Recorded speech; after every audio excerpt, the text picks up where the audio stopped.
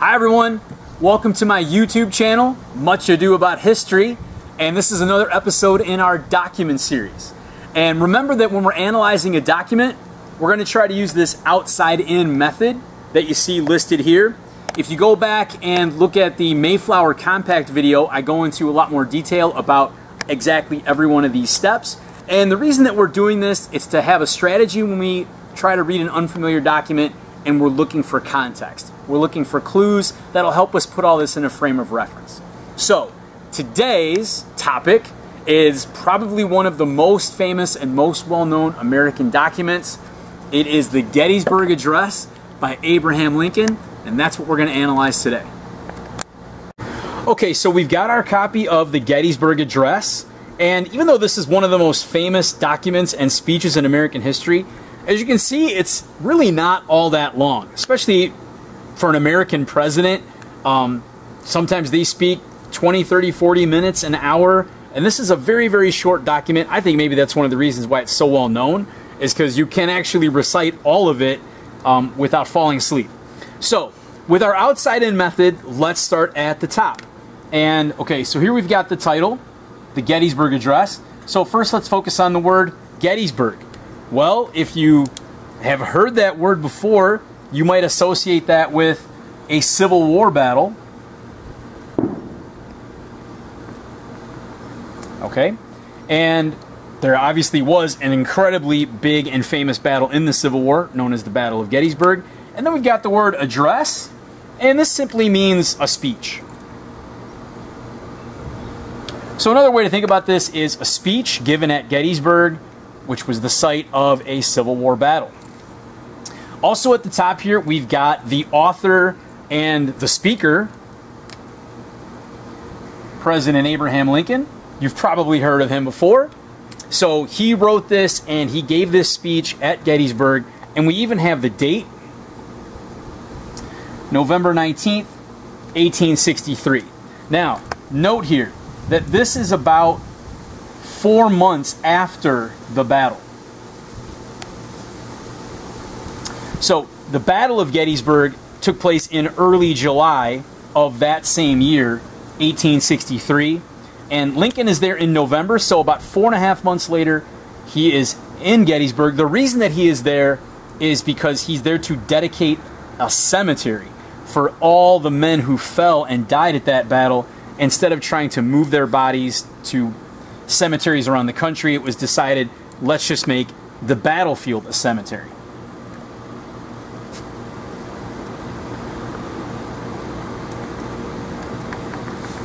So he's there for the cemetery dedication.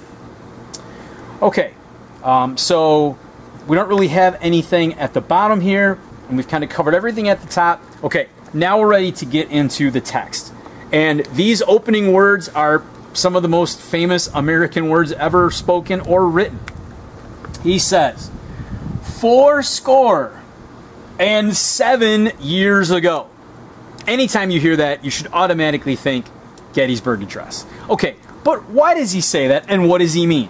So, first of all, we have to know what a score is. So, a score is actually an amount of time. It is 20 years. So a score is 20 years. So 4 score, 80 years. And 7. So 4 score and 7, 80 plus 7, 87 years ago. Now, he could have just said that. He could have said 87 years ago. But it just doesn't sound as good. It just doesn't have the flair that 4 score and 7 years ago means. Now, before we go any further, let's do a little bit of math. He's giving this speech in 1863. And he starts out by saying, 87 years ago, some important stuff happened. So, let's go back 87 years. If we subtract 87 from 1863, what do we get? We get the year 1776, which, if you remember, that is the year that the United States came into existence. That's the year of our Declaration of Independence. So right away in the very beginning, Lincoln is reminding everyone in 1863 of our founding as a nation. Okay, so let's go a little bit further. 77 years ago, our fathers. Well, he's not talking about his father or his grandfather or any of the people there. He's talking about the founders, all right, who they used to call the founding fathers.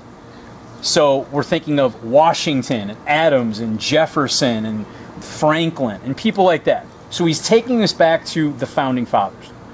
Our fathers brought forth on this continent a new nation, conceived in liberty.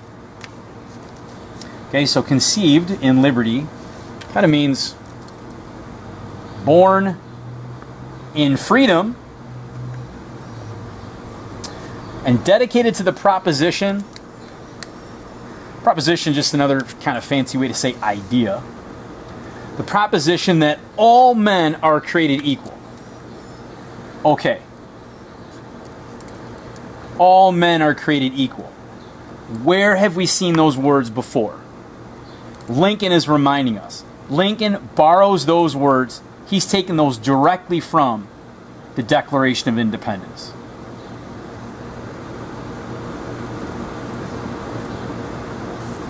I apologize for my penmanship, but this is kind of the process, right? We write, we make notes, we question. So he's taken everyone back to 1776 and the Declaration of Independence. Okay. Now we are engaged in a great civil war. So we guessed, is this the Gettysburg? That's the Civil War battle? Yes, it certainly is. He says we're engaged in a great civil war. Testing whether that nation or any nation so conceived and so dedicated can long endure. In other words, can it last? Is it going to be around for a long time?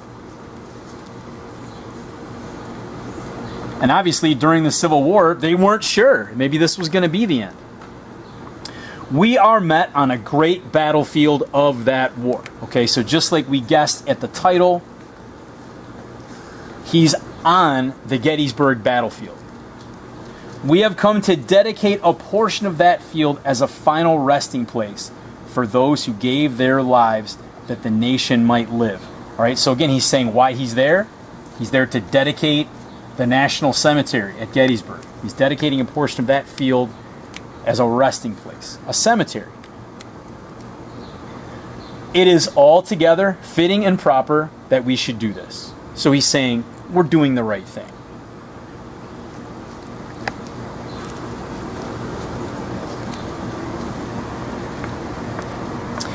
But in a larger sense, we cannot dedicate, we cannot consecrate, we cannot hallow this ground. Okay? So he's saying, you know, it's not our power to dedicate it. It's not our power to, you know, somehow make it holy or sacred.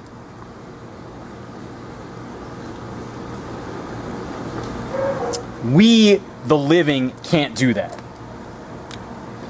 The brave men, living and dead, who struggled here, have consecrated it far above our poor power to add or detract. Okay? So what he's saying is, even though I'm the President of the United States, just by my presence, I'm not making this special ground, holy ground, sacred ground. The brave men who fought here, the living and dead, they did that far more than I could do. Okay, now the next line is ironic. It's very ironic. The next sentence. The world will little note, nor long remember what we say here. Now, why is this ironic? Because what he's saying is, no one's going to remember that I'm saying this. And this, of course, is the most famous speech in American history, which school children for the last 160 years have learned and quoted. So everybody remembers this. So in this aspect, he's wrong. But that's very much Lincoln, who was pretty humble. But it can never forget what they did here, fighting the battle, giving their lives. It is for us the living. So now he's saying, okay, here's what the men did. This is now for us to do. It is for us the living. So he's giving the people a mission. This is the mission.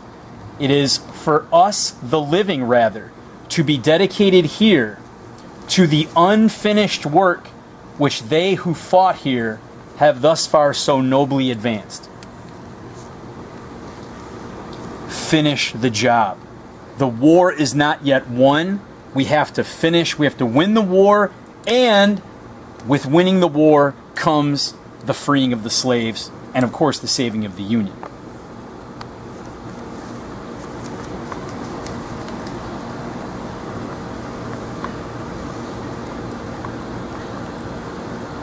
Okay, so he's giving them the mission. We have to win the war, save the Union, free the slaves. It is rather for us here to be dedicated to the great task remaining. All right, which are the things that we just mentioned. The great task remaining before us. That from these honored dead, we take increased devotion. In other words, more than even before. We want to win this. To that cause for which they gave the last full measure of devotion. When he uses that phrase right there, what he's saying is, many gave their lives. So if they gave their lives, can't we just do the work to finish what they started? That we here highly resolve that these dead shall not have died in vain. These dead shall not have died in vain. Anytime something is done in vain, it means it was wasted. It was done for no purpose. He does not want that to happen. If the war is lost, if the Union is lost, if the slaves are not freed, then all the men who died at Gettysburg and in the entire war, it was all for nothing. We can't let it be for nothing. That this nation shall have a new birth of freedom. Now, he's not really saying it, but he's kind of hinting at, of course, the freeing of the slaves. A new birth of freedom, that the government of the people, by the people, for the people, shall not perish from the earth. And so he starts by reminding us of how our country was founded, 1776, and the founders. And he ends it by saying, government of the people, by the people, for the people. What is that?